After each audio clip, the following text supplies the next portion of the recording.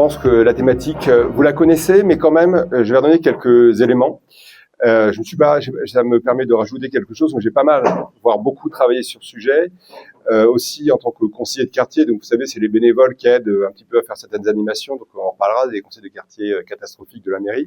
Mais ça m'a permis quand même aussi, l'an dernier, quand il y a eu toutes les enquêtes, moi j'ai assisté à la première réunion publique il y a 3-4 ans sur ce qu'on appelle le PADD, donc sur le schéma directeur d'urbanisme. Puis pour certains d'entre vous, vous m'avez peut-être vu à la réunion publique il y a un an, on avait eu une présentation avant. Et si vous voulez, on a deux sujets, la bâtiment et les logements sociaux. Donc moi je vais arrêter complètement les deux, pour être clair. La première chose qu'on fera le 22 mars, non, le 15 et 7, 22, 23 mars, c'est de déchirer le PLU de Marchaux. C'est juste pas possible, en plus de se fiche du monde, au point qu'ils le font. On a beaucoup trop de logements sociaux à Épinay, ça y est, on a dépassé le seuil, et la dernière tranche qu'ils ont votée et qui cache, c'était en décembre de l'an dernier, ils sont passés à 60% de social sur la dernière tranche de la Croix-Ronde, sans le dire évidemment. Donc ils se cachent, c'est pas nous, c'est le préfet, on n'est pas obligé. En 6 ans, ils n'ont pas réussi à voter un PLU plus restrictif. On a des exemples, et même le PLU qu'ils ont voté, par exemple, il n'aurait absolument pas empêché tout un tas de projets qui se produisent. Bon, il y a celui qu'on a vu à Paris-Vaucluse, certes c'est compliqué, mais il y a partout dans la ville. On voit les deux blocos qu'ils ont fait Grande Rue. C'est Monsieur Marchaux qui était adjoint à l'urbanisme, qui a signé tous les permis. Donc on voit comment tout ça évolue. Donc il faut absolument arrêter ça, y compris pour des raisons financières, parce que je rappelle que comme il n'y a plus de taxes d'habitation, les bailleurs sociaux ne payent pas de taxes foncières pendant les 15 à 25 ans des logements neufs, et après, ils ont généralement des abattements, et de 30%, donc ils payent 30% de moins de taxes foncières que vous, à surface égale, et souvent, les mairies de gauche négocient des soi-disant accords pour qu'ils entretiennent normalement leur logement contre un abattement de taxes foncières, parce qu'évidemment, tout ça, c'est éventuellement beaucoup de copinage. Donc si on est élu, c'est 0 nouveau logement social, c'est la mairie qui décide, et je veux dire, je ne suis pas, vous avez compris, dans le landerneau politicien, des amitiés avec les préfets, les fonctionnaires qui font les schémas territoriaux, les présidents d'agglo, que ce soit Massy ou que ce soit Palaiseau, le futur président de l'agglo Paris-Saclay, on va aller au bras de fer, et il va falloir qu'il vienne, le préfet lui-même, prendre sa truelle et son seau s'il veut construire à Épinay.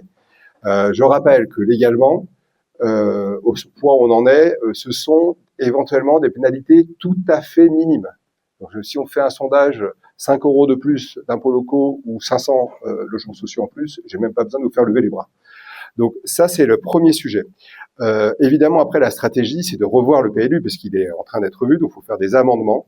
Donc, je ne vais pas vous abreuver de choses techniques, mais l'esprit, c'est de mettre plus de contraintes sur les hauteurs, donc de laisser construire moins haut, d'augmenter encore les parts de non bâtis, et de faire aussi sur toute la grande rue, pas seulement sur une petite portion, d'obliger à reculer sur la grande rue partout, y compris sur par exemple derrière la boulangerie, les 3 maisons fantômes, hein, moi je les appelle comme ça.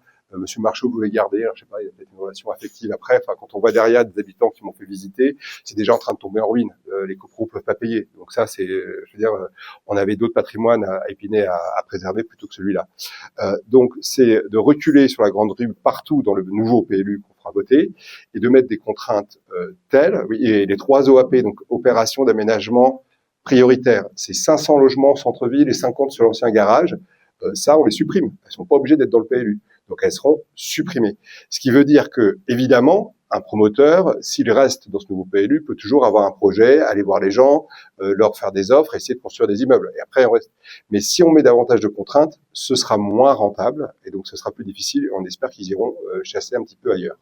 Donc ça, c'est vraiment le sujet le plus important sur le PLU. Je regarde si j'ai quand même... Oui, et il y a quand même des sujets de beaucoup d'hypocrisie de l'équipe sortante. Il faut regarder le nom des promoteurs qui arrivent. Donc Tradiart, donc c'est pas le blocos de la rue que Marchaux a signé, c'était une occasion d'un siècle. Hein. Symboliquement, il y avait la maison de Monsieur Jeu. Avant, on voit bien le changement d'état d'esprit. Hein. Je pense que il doit se retourner dans sa tombe, Monsieur Jeu, quand il voit ce qui s'est passé. C'est mon maire dans ma jeunesse, donc voilà. Pardon, je perds mon fil. Oui, donc le deuxième sur les meubles Lagarde, c'est Tradiart, c'est la famille Francisco, c'est les copains de tous les socialistes de l'Essonne. Notre liste, soi-disant apolitique, on en reviendra après. Comme par hasard, c'est ces promoteurs qui arrivent là. Donc, je veux dire, on a fait notre part. Je veux dire, les villes, c'est normal qu'il y ait du logement social. Ça répond à un certain nombre de besoins. Après, c'est des débats un peu nationaux sur comment tout ça est alloué. Mais maintenant, on arrête de donner de l'argent aux promoteurs. Ça suffit. De temps en temps, il y a des rapports qui sont quand même utiles. Dans le PLU de l'équipe actuelle, il n'y a pas une ligne sur la mobilisation des logements vacants. Parce que, évidemment, on peut accueillir du monde, il y a 7%. C'est des maisons abandonnées, il y a des squats, vous en connaissez certains du côté de la gare, il y en a qui sont bien connus en face de la médiathèque, des maisons abandonnées. Donc, il y a toute une stratégie, une cellule à mettre en place à la mairie pour avoir des gens qui recherchent les héritiers, qui gèrent les problèmes juridiques pour essayer de remettre sur le marché ces biens-là. Donc ça, c'est une première possibilité. On fera aussi voter, on définira, sans doute avec vous, il y a un fil rouge dont je n'ai pas parlé, c'est ce que j'ai fait sur les déchets, je vais le faire surtout, c'est vous consulter et vous associer vraiment à un certain nombre de décisions. Je pense qu'Épinay mérite une charte d'urbanisme qui permet d'encadrer un peu les nouvelles constructions qui arriveront de toute façon. Il y a quoi, ça vit quand même, on ne va pas tout geler, pour trouver un esthétisme dans le centre-ville et qu'on fasse pas n'importe quoi là-dessus. Il faut savoir que la communauté Paris-Saclay est quand même chargée de la politique du logement et de l'urbanisme. Notamment sur le social. Donc, il faudra aussi se battre avec eux. Je ne vais pas aller plus loin, mais donc, je suis candidat aussi à l'agglo. Je pense que le maire doit siéger à l'agglo pour pied à pied négocier les choses au niveau de l'agglo. Et donc, si on siège pas à l'agglo quand on est maire d'Épinay, c'est un petit peu compliqué. Il faut voir que la politique du logement, quand même, même sur des logements sociaux ou sur de l'urbanisme, alors on pourrait évoquer des politiques nationales, parce que si on avait moins d'entrées sur le territoire, 300 000 par an, on aurait peut-être moins de personnes à loger. Bon, ça, c'est pas le maire d'Épinay qui peut faire quelque chose. En revanche, à partir du moment où on doit densifier, pour moi, c'est pas à Épinay, c'est pas en moyenne couronne, c'est près des nœuds de transport. Bon, je veux pas parler du T12, etc., parce que franchement, enfin, si on en reparlera, mais c'est pas forcément une réussite pour un certain nombre de sujets, il y a des choses qui dépendent pas de nous. Mais à Massy, par exemple, c'est quand même un pôle où il y a beaucoup de transport. Donc, s'il y a des logements sociaux à faire à Massy, on négociera de les faire. Et je pense que je serai mieux placé que d'autres pour négocier à l'agglo là-dessus. C'est ce que j'ai dit tout à l'heure, mais je réenfonce le clou. Ancien PLU, peut-être, enfin, PLU proposé par l'équipe actuelle, c'est le même zonage à Paris-Vaucluse, c'est-à-dire qu'on peut toujours faire du social. Donc, en fait, l'argument qu'on entend que s'ils avaient eu le temps de faire voter leur PLU, bon, il y a d'autres villes qui ont fait un PLU en 6 ans, donc ils ont été lents, à la limite c'est plutôt une chance. Mais en tout cas, leur nouveau PLU n'aurait rien changé. Et donc on a, bon, je pense que vous l'avez vu, sinon vous irez sur le site, on a remis les éléments dessus. Donc Nouvelle Énergie Épinay ou Thomas Lobotsky Épinay, vous trouvez notre site. Il y a 15 000 mètres carrés de béton qui vont être coulés sur une parcelle boisée qui jouxte la rue de Rivoli.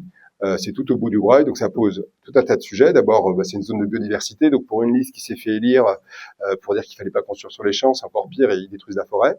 Alors c'est pas de la forêt équatoriale, on est d'accord, c'est pas de la biodiversité d'Amazonie, mais enfin c'est quand même un espace de respiration. Et surtout, moi ce qui m'a fait bondir, c'est les retours que Marek m'a donné quand ils sont allés discuter et voir le permis de construire en mairie, les discussions et du collectif de riverains qui est mobilisé là-dessus. Mais alors, sur les transports, comment vous allez faire? Il y a 600 personnes qui doivent arriver parce qu'il y a des travailleurs sociaux sur le sujet. Par où ils vont passer, les rues de tout le pâté de maison qui est tout au bout du Breuil, si vous voyez, c'est derrière, parce que c'est juste accolé à ça, aucune réponse. Donc déjà, la rue de la Montagne, le matin, le midi, le soir, on circule pas avec des trottoirs comme ça. Bon, c'est mieux quand on a enlevé les plots qui étaient en face du domicile de l'ancienne maire, Madame Dorland. Bon, bref. Mais il y a aucune vision sur ce projet-là. Après, qu'il y ait un projet social qui soit à Paris-Vaucluse, c'est la vocation de cet espace. Il y a d'autres endroits à Paris-Vaucluse qui n'étaient pas boisés, qui auraient pu être plus prioritaires, et avec des accès, soit beaucoup plus haut sur les rues qui remontent pour aller directement sur les ronds-points qui sont plus hauts, soit du côté de Sainte-Geneviève et de la gare. Donc ce projet, il y a eu un deuxième permis qui a été modifié il y a un mois. La voie de recours, c'est en cours, il y a une association qui est dessus. Si vous voulez les aider ou les rejoindre, vous allez voir Marek et il est en contact avec la personne qui s'occupe de ça. Et vous voyez, on est aussi dans la liste qui agissons pour donner ça, parce qu'on a eu un tract de retour quand même de la mairie actuelle. On est les seuls à qui ils ont répondu dans cette campagne, parce que on dénonce des sujets réels, et c'est ce que j'ai fait avec Bien Vivre à Épinay ou avec d'autres sujets, c'est qu'on est dans des sujets réels d'Épinay. Et il y a encore d'autres sujets qui arriveront dans vos boîtes aux lettres bientôt, puisque nous avons quelques amis des autres listes qui sont là, donc vous aurez la surprise d'avoir ça dans vos boîtes aux lettres bientôt, sur d'autres sujets de bétonisation de Monsieur Marchand.